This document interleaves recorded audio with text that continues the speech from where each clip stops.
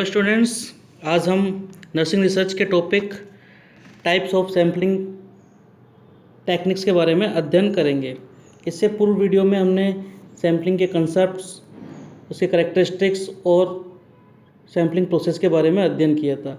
आज हम सैम्पलिंग के बारे में अध्ययन करेंगे। ठीक है, सैम्पलिंग दो प्रकार की होती है, प्रोबेबिलिटी सैम्पलिंग और non probability sampling. Probability sampling इसके बारे में आज हम अध्ययन करेंगे। इसमें चार सब पॉइंट्स होते हैं: simple random sampling, stratified random sampling, systematic sampling और क्लस्टर सैम्पलिंग। आइए हम इसके बारे में वन बाय वन अध्ययन करते हैं। तो पहले आपको पता होना चाहिए प्रोबेबिलिटी सैम्पलिंग क्या है। Probability sampling also known as random sampling, यानी कि प्रोबेबिलिटी सैम्पलिंग को हम रैंडम सैम्पलिंग के नाम से भी जानते हैं। अब यहाँ पर रैंडम जो वर्ड आया है, रैंडम का मतलब होता है सडन सिलेक्शन विदाउट प्लानिंग। ये इसको हम एक उदाहरण से समझते हैं कि यदि एक टीचर क्लास के अंदर जाता है, क्लास 40 स्टूडेंट्स की होती है, वहाँ पर जाकर के यदि उसको क्वेश्चंस पुटअप करने होते हैं तो वो पूरे 40 छात्रों को खड़ा करके क्वेश्चन नहीं पूछता है, बल्कि उसमें से 4-5 छात्रों को खड़ा करके क्वेश्चंस पूछता है। अब वो जिन छात्रों का सिलेक्शन करके क्वेश्चंस पूछता है, उसकी वो पहले से ही प्लानिंग करके नहीं आता है कि मुझे इस व्यक्ति से या इस स्टूडेंट से क्या है कि मुझे क्वेश्चन पुटअप करना है। तो वो वहाँ जाकर के एक सडन सिलेक्शन करता है कि कौन सा जो स्टूडेंट्स है उससे मुझे क्वेश्चन करना है। तो वो होता है आपका सडन सिलेक्शन विदाउट प्लानिंग, यानी कोई प्लानिंग आपकी वहाँ पर नहीं थी। दूसरी जो चीज़ आती है it provide a scientific technique of selecting sampling from the population according to theory in which the researcher ensure that each element has an equal chance of being included in the sample. दूसरी जो चीज़ इसके अंदर आती है वो आता है कि each element has an equal chance of being included in the sample, यानी कि जो पॉपुलेशन आपको दी गई होती है, उस पॉपुलेशन के प्रत्येक एलिमेंट्स का इक्वल चांस होता है उस सैंपल के अंदर सेलेक्ट होने का। ठीक है, जैसे कि मैंने बताया अभी कि 40 स्टूडेंट्स अगर अभी क्लास के अंदर हैं, तो उन 40 जो स्टूडेंट्स हैं, उन 40 स्टूडेंट्स के पास मौका है, इक्वली चांस है कि उनसे भी क्वेश्चंस पुटअप किया जा सकता है। ठीक है, समझ में आ रही बात यहाँ पर, यानी कि प्रोबेबिलिटी है, यानी कि उन 40 जो छात्र हैं उन सभी की भी सेलेक्ट होने की उतनी ही संभावना है जितनी संभावना उन 4 या 5 स्टूडेंट्स की थी जिनसे क्वेश्चंस पुटअप किया गया था। तो ये होता है आपका प्रोबेबिलिटी सैम्पलिंग, यानी कि randomly and than equal chance, यानी कि randomly means sudden selection without planning, यानी कि आप एकदम सडन सिलेक्शन करते हो कि बिना किसी प्लानिंग के। दूसरी चीज़ क्या है इसके अंदर कि each element has an equal chance, यानी कि प्रत्येक एलिमेंट को एक इक्वल चांस यहाँ पर मिलता है। ठीक है, then a sample select in this manner would be representative of the population, यानी कि पॉपुलेशंस को, जो पूरी पॉपुलेशन है उसको रिप्रेजेंटेटिव करने वाला होना चाहिए आपका जो भी सैंपल आप सेलेक्ट करते हो। ठीक है, आइए हम इसके जो सब टाइप्स हैं, सब टेक्निक्स हैं, उनके बारे में अध्ययन करते हैं। सब टेक्निक्स जो आपकी आती है, पहली आती है आपकी simple random sampling. Simple random sampling के बारे में अध्ययन करेंगे। Simple random sampling is the most basic of probability sampling design in which each and every element of the population has an equal chance of being selected and that each choice is independent of another. तो simple random sampling most basic design होती है probability sampling की, जिसके अंदर भी क्या होता है कि जितनी भी पॉपुलेशन दी गई है आपको, उसके प्रत्येक एलिमेंट्स का इक्वली चांस होता है सेलेक्ट होने का। It is achieved by randomly selecting elements from the sampling frame. और इनको जो हम रैंडमली जो हम सेलेक्ट करते हैं इन एलिमेंट्स को, वो सैम्पलिंग फ्रेम के माध्यम से सेलेक्ट करते हैं। अब यहाँ पर सैम्पलिंग फ्रेम का मतलब क्या होता है? Sampling frame the list of all elements of the population, यानी कि पॉपुलेशन के अंदर जितने भी एलिमेंट्स हैं, जितने भी लोग हैं, उन सब की एक लिस्ट डाउन कर लेते हैं। उनको नंबर वाइज या फिर उनके नेम वाइज हम एक जो लिस्ट बना लेते हैं, उसको ही हम क्या है कि सैम्पलिंग फ्रेम कहते हैं। Next, after preparing the sampling frame the numbers a random sample may be selected by using following method। जब हम एक बार सैम्पलिंग फ्रेम तैयार कर लेते हैं, तब उसको हम रैंडमली क्या है कि सेलेक्ट करते हैं। ये 3 मेथड होते हैं। 3 मेथड के माध्यम से, 3 मेथड कौन कौन से होते हैं आपके? पहला होता है आपका लॉटरी मेथड, दूसरा होता है use of table of random numbers और तीसरा होता है use of computer. Lottery method इसके बारे में आप लोग जानते ही हो क्या होता है इसके अंदर जो पॉपुलेशंस होती है, यानी कि all elements of the population are numbered और नेम, यानी कि उनको क्या है कि एक सेपरेट स्लिप्स होती हैं, उनमें क्या है कि उनके नाम या फिर नंबर उनके लिख लिए जाते हैं। और जो स्लिप्स आप बनाते हो, यानी कि जो पर्चियाँ आप जो बनाते हो, जो पर्चियाँ हैं वो उनकी जो साइज, शेप, कलर होती है वो एक जैसी होनी चाहिए, होमोजीनियस होनी चाहिए, जिससे क्या है कि ह्यूमन बायस ना हो। दीज स्लिप्स आर फोल्डेड, फिर इन स्लिप्स को फोल्डेड करके मिक्स करता है मैं कंटेनर या किसी बैग के अंदर, and then as element needed in the sample are drawn one by one, और फिर हमको जितने भी एलिमेंट्स हमको चाहिए होते हैं उनको क्या है कि हम वन बाई वन इसके ज़रिए सेलेक्ट करते जाते हैं। तो lottery method is used for the population with A small number of members. यदि हमारे पास पॉपुलेशन की संख्या कम है तो हम क्या है कि इस लॉटरी मेथड का उपयोग कर सकते हैं। जैसे कि इसमें अंदर एक एग्जांपल भी दिया गया है, if we have to take a random sample of 20% out of population of 200, यदि हम हमारे पास 200 की पॉपुलेशन है और उसमें से हमको क्या है कि केवल 20% है, यानी कि 200 की पॉपुलेशन आपको दी गई है और उसमें से केवल आपको 20% आपको क्या है कि सैंपल सेलेक्ट करने होते हैं। तो हम क्या करेंगे, पहले तो जो 200 पर्सन्स है उनको क्या है कि उनके नाम या फिर उनके नंबर्स के आधार पर एक सैम्पलिंग फ्रेम तैयार कर लेंगे, यानी कि एक स्लिप बना लेंगे और उनके आधार पर क्या है कि बहुत सारी जो स्लिप्स है 200 स्लिप्स हैं उनको हम बना लेते हैं, फिर उन स्लिप्स को फोल्ड करते हैं और फिर उनको एक कंटेनर के अंदर मिक्सअप कर देते हैं। फिर फाइनली ये सैंपल और 20 slips down out one by one, फिर उनमें से क्या है कि 20 जो सैंपल है वो वन बाय वन हम सेलेक्ट कर लेते हैं।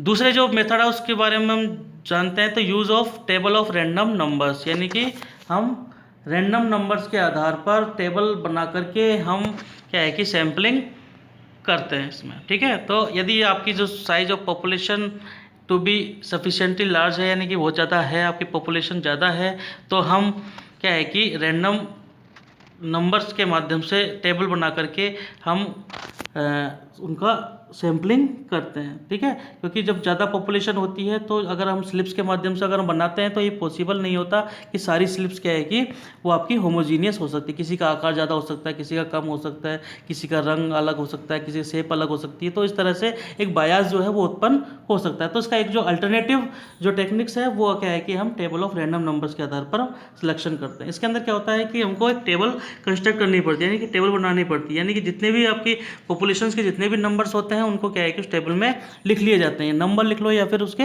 नाम हम उसके अंदर लिख लेते हैं, जैसे 01 0 0 0 0 1 0 2 0 3 0 4 0 5 0 6, इस तरीके से क्या है कि हम एक सीक्वेंस के रूप में क्या है कि उस टेबल के अंदर लिख लेते हैं, या विदाउट सीक्वेंस के आधार पर हम उसके अंदर लिखते हैं। उसके अंदर एक रेंडमली क्या है कि आपको सेलेक्ट करना होता है, इसलिए क्या है कि हम उसमें सीक्वेंस हम नहीं लिखते हैं, कोई भी नाम वगैरह हम उसके अंदर लिख देते हैं, ठीक है। फिर इसमें क्या होता है, जो आपका रिसर्चर होता है प्लेस ए पेंसिल, यानी कि एक पेंसिल या फिर अपनी फिंगर की सहायता से अपनी आंखें बंद करके किसी भी एक नंबर के ऊपर क्या है कि उस चीज़ को, उस नंबर को या उस नाम को क्या है कि टच करता है। तो आपका जो वो टच किया हुआ जो नंबर या वो होता है वो आपका स्टार्टिंग नंबर होता है, और देन क्या है कि आप अपनी पेंसिल्स को अप डाउन राइट लेफ्ट क्या है कि मूव करके किसी भी नंबर पे क्या है कि आप टच करते हो तो वो आपका क्या है कि एक रैंडमली आप उस नंबर को सेलेक्ट कर लेते हो, ठीक है।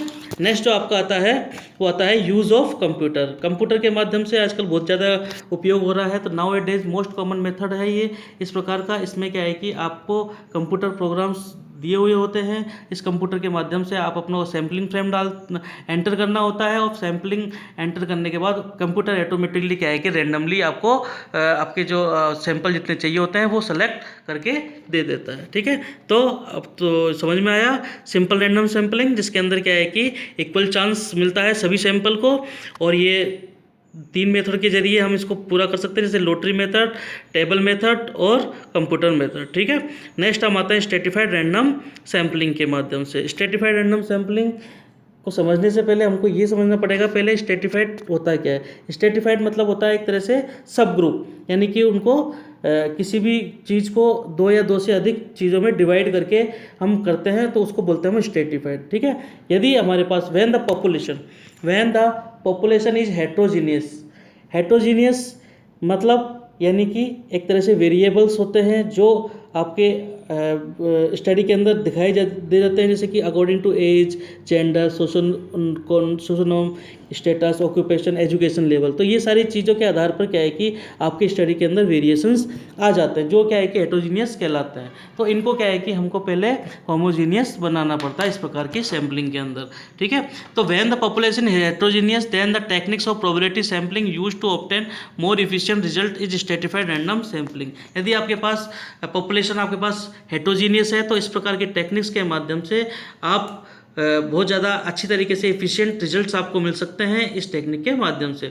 इन this type of sampling the population is first divided into 2 और मोर स्टेटा और sub group and then the final subject are randomly selected from this strata. इस प्रकार की जो सैम्पलिंग है उसमें जो पॉपुलेशन है उसको क्या है कि हम 2 या 2 से अधिक स्टेटा या फिर सब ग्रुप में क्या है कि उसको डिवाइड कर देते हैं। देन फाइनल जो आप सेलेक्ट करते हो वो स्टेटा के अंदर से आपको रैंडमली उसमें से वो नंबर सेलेक्ट कर लेते हो, ठीक है।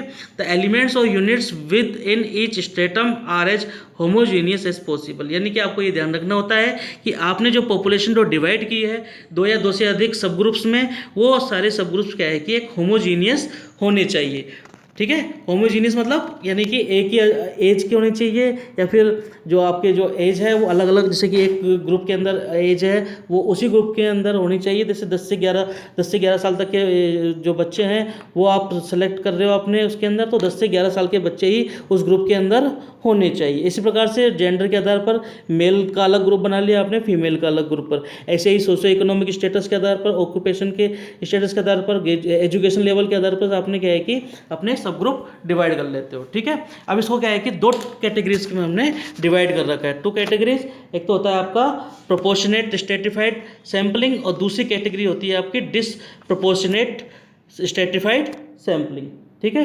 तो 1 बाय 1 हम इसके बारे में अध्ययन करेंगे। कुछ भी नहीं है इसके अंदर। प्रोपोर्शनेट मतलब अनुपात। यदि आपके पास जो पॉपुलेशन है वो दी गई होती है तो उस पॉपुलेशंस में यदि आपको अनुपात में प्रोपोर्शनेट में अगर आपको क्या है कि सिलेक्शन करना होता है तो हम प्रोपोर्शनेट स्ट्रेटिफाइड सैम्पलिंग का सहारा लेते हैं। जैसे कि इसमें एग्जांपल दे रखा है, if the population is divided into 5 सब group with their respective size of 10, 15, 20, 25 and 30% of population and a sample of 1000 is to be selected, then the desired proportional sample will be as below। यानी कि आपको suppose 5000 क्या है कि population दी जा रही है, आपने उनको क्या है कि 5 ग्रुप के अंदर आपने उनको डिवाइड कर लिया। पहला ग्रुप, दूसरा ग्रुप, तीसरा ग्रुप, चौथा ग्रुप, 5 ग्रुप। 5 ग्रुप को क्या है कि आपको उसमें 5 ग्रुप में से आपको 1,000 सैंपल, आपको उन 5 ग्रुप में से आपको 1000 सैंपल क्या है कि आपको सेलेक्ट करने होते हैं। तो आपको सेलेक्ट करने होते हैं वो किस आधार पर करने होते हैं कि पहले ग्रुप में से आपको लेना होता है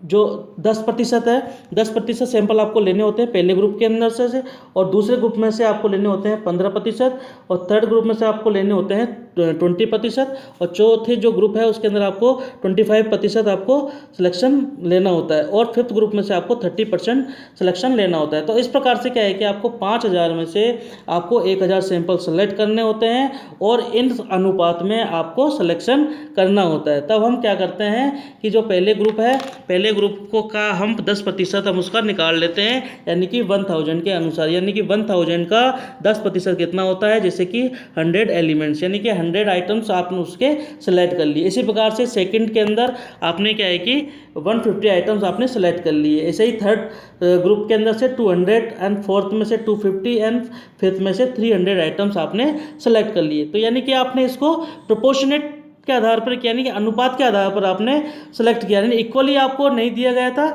इसलिए आपने उसको प्रोपोर्शनेट के आधार पर उसको सेलेक्ट किया। तो इस तरीके से हमका टोटल करते हैं तो पूरे हमको क्या है कि 1000 आइटम्स हमको यहाँ पर मिल जाते हैं। ठीक है, समझ में आया। नेक्स्ट हम पढ़ते हैं डिसप्रोपोर्शनेट स्ट्रेटिफाइड सैम्पलिंग।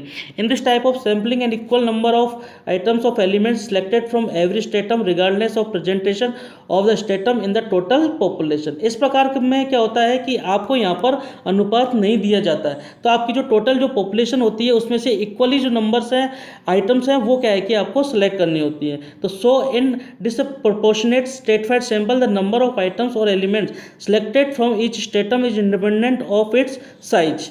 ठीक है, thus in the above example an equal number of items from each stratum is selected. ठीक है, तो हमको क्या करना होता है कि जैसे कि 5000 हमको पॉपुलेशन दे रखी होती है, तो 5000 की पॉपुलेशंस में आपको जैसे पहले एग्जाम्पल हम दे रखा है उसको 5 ग्रुप के अंदर आपने डिवाइड कर लिया, लेकिन सभी में से क्या है कि हमको यहाँ पर इक्वली लेना है, यानी कि हमको अनुपात के माध्यम से इसमें सिलेक्शन नहीं करना होता है। तो हम प्रत्येक ग्रुप में से क्या है कि 200 जो आइटम्स है, यानी कि यहाँ पर आपने 100 लिए थे, 150 लिए थे, 200, 250, 300 लिए थे प्रोपोर्शनेट के आधार पर, लेकिन हम यहाँ पर इक्वली लेंगे।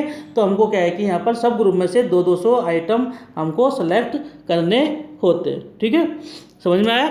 अब नेक्स्ट हम जाते हैं तीसरे जो आपका प्रोबेबिलिटी सैम्पलिंग होती है, उसकी जो टेक्निक होती है वो होती है आपकी systematic sampling. Systematic sampling, this is sometimes called eight sampling bye regular interval. Systematic sampling मतलब होता है सिस्टमेटिक तरीके से सैंपल सेलेक्ट करना। ठीक है, यानी कि एक रेगुलर इंटरवल पर, यानी कि आपने 100 आइटम में से यदि आपने 3 नंबर आपने सेलेक्ट किया है, तो आप जब नेक्स्ट जो नंबर आप सेलेक्ट करोगे तो वो इक्वली होना चाहिए, उनके बीच में जो गैप है उसके नेक्स्ट जो आप सैंपल सेलेक्ट कर रहे हो उसके आधार पर क्या है कि बिल्कुल एकदम इक्वली होना चाहिए, यानी कि उन सब भी जितने भी सैंपल आप सेलेक्ट कर रहे हो उनके बीच का जो इंटरवल है वो क्या है कि एकदम इक्वली होना चाहिए। इसे बोलते हैं हम सिस्टमेटिक सैम्पलिंग। ठीक है, तो the sample is chosen from population list by the selecting the first unit at random and the remaining units are automatically selected the space interval. इसमें क्या है कि जो पॉपुलेशन आपको दी जाती है उसको क्या है कि हम लिस्टेड डाउन करते हैं पहले, फिर उसमें से जो पहली यूनिट है हम रैंडमली क्या है कि सेलेक्ट कर लेते हैं, देन अगली जो यूनिट्स हैं आपको क्या है कि ऑटोमेटिकली आप सेलेक्ट कर लेते हो, उसके स्पेस जो आपका स्पेस इंटरवल निकलता है उसके आधार पर आप ऑटोमेटिकली सेलेक्ट कर लेते हो। ठीक है, इसके लिए हम इस मेथड के लिए हम क्या करते हैं, पहले तो हमारे पास क्या होनी चाहिए, use method when complete and up to date list of population, यानी कि up to date list of population हमको पहले चाहिए होती है। ठीक है, क्योंकि हम पढ़ रहे हैं सिस्टमेटिक, तो सिस्टमेटिक पढ़ रहे हैं तो हमको जो पॉपुलेशन चाहिए होती है वो अप टू डेट लिस्ट होनी चाहिए, वो हमारे पास अवेलेबल होने चाहिए।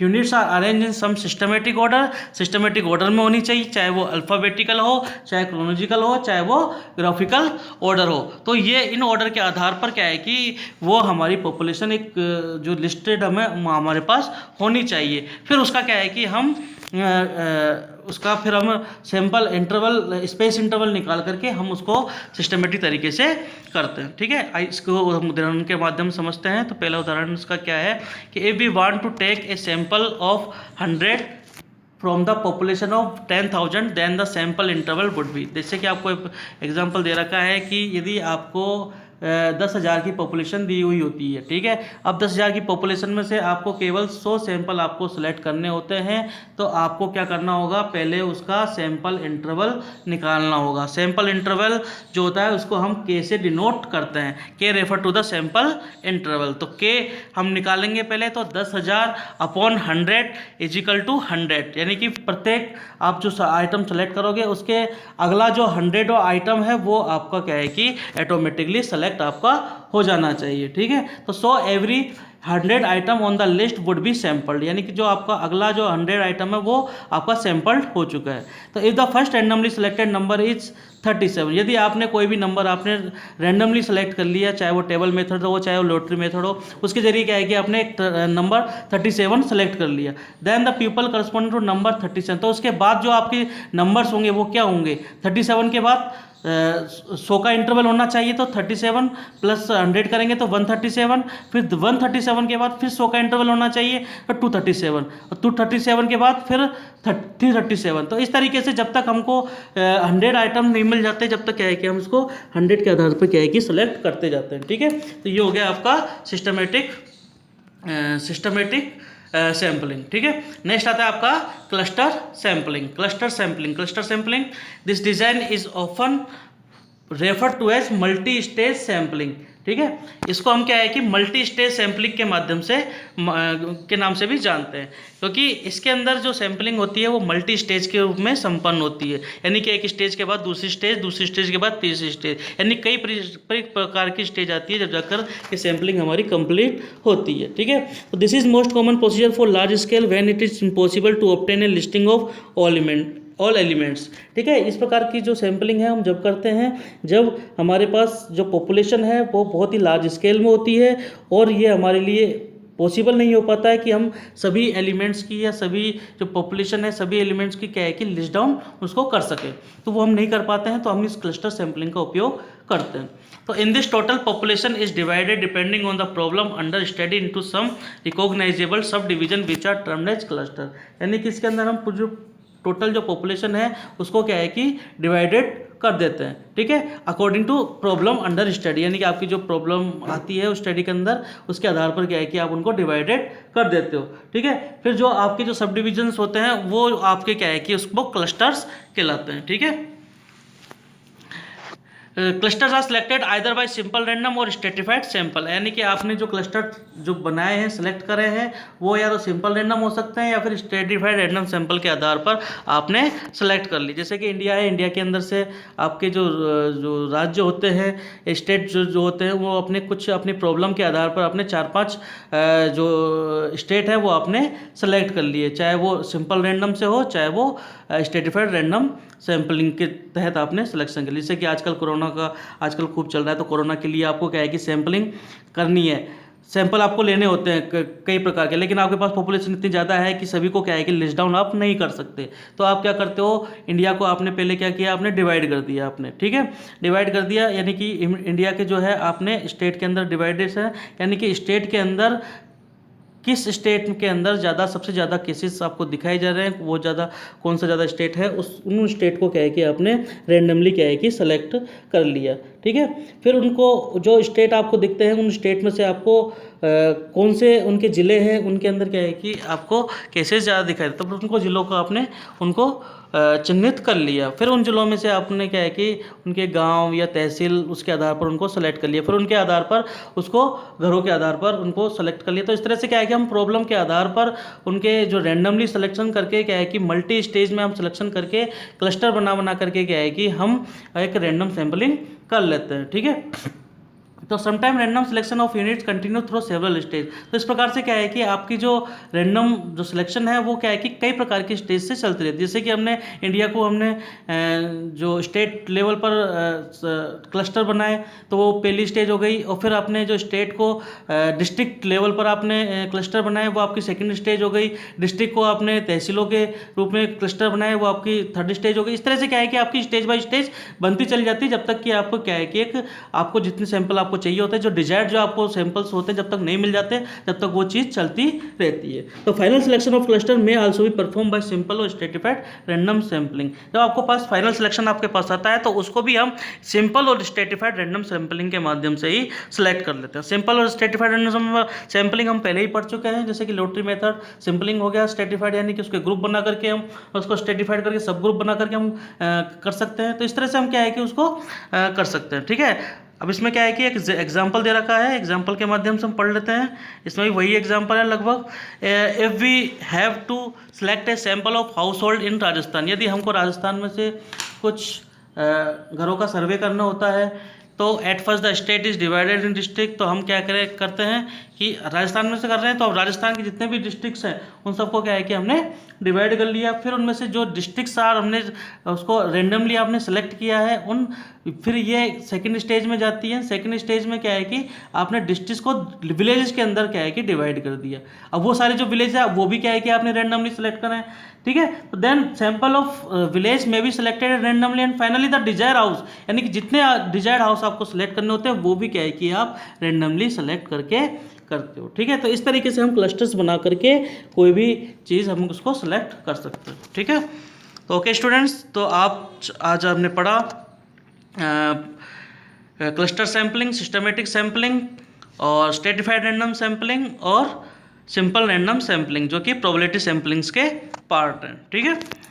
इसमें अगर आपको कोई भी अगर प्रॉब्लम हो, कोई भी डाउट्स हो, तो आप मेरे व्हाट्सएप नंबर पर आप मेरे को टेस्ट कर सकते हैं, या फिर मेरे को वीडियोस के ज़रिए या फिर ऑडियो के ज़रिए आप मेरे से इसके बारे में चर्चा कर सकते हैं। मैं आपके जो डाउट्स हैं वो सारे क्लियर करूँगा।